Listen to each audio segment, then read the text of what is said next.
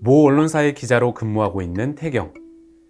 연예부로 발령받은 태경은 요즘 세계적인 한류 스타로 거듭난 김스타를 취재하는 중입니다. 김스타가 세계 무대에서 활동을 마치고 귀국할 때는 항상 기자들의 열띤 취재 경쟁이 이어졌습니다. 이에 밀리지 않기 위해 태경은 김스타의 집 앞에서까지 취재를 이어갔습니다.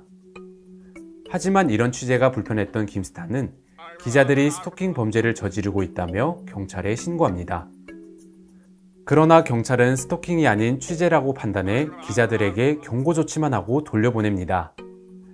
이런 조치가 너무 화가 나는 김스타. 국민의 알 권리를 위한 취재와 스토킹에 대한 경계선은 어떻게 될까요? 특종을 잡기 위한 기자들의 취재 열기는 전쟁을 방불케 하기도 합니다. 특히 인기 스타들에 대한 도넘은 관심으로 그 가족마저 취재 도구로 삼으며 눈살을 찌푸리게 하는 행태를 보이기도 하는데요.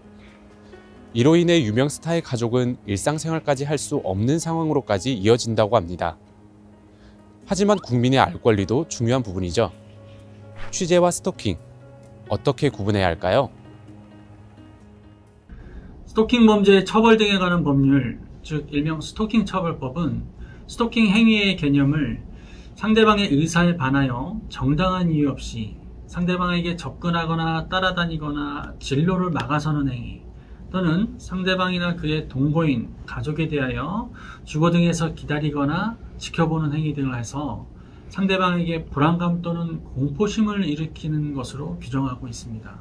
기자인 태경이 한류 스타인 김스타를 취재하기 위해서 집 앞에서 기다리는 행위가 스토킹 범죄에 해당하는지 여부는 취재를 목적으로 하는 유명인의 집 앞에서 기다리는 행위가 정당한 이유 있는 행위였는지에 따라 결정되며, 나아가 언론중재법 제5조의 규정에 비추어서 김스타가 느낀 인격적인 침해가 사회상규에 반하지 아니하는 한도였는지 등도 그 하나의 판단 기준이 될 수 있을 것입니다.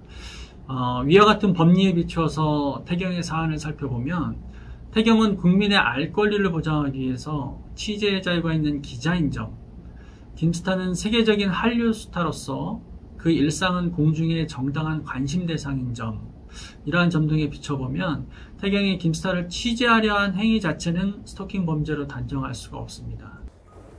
헌법상 보장된 국민의 알 권리는 언론 보도의 자유 및 취재의 자유가 보장됩니다. 무엇보다도 태경이 김스타 집 앞에서 김스타를 취재하기 위해 기다린 행위는 정당한 취재 방법으로 보이기 때문에 그 행위를 스토킹 처벌법상 정당한 이유 없는 행위로 규정하기는 어렵다고 합니다.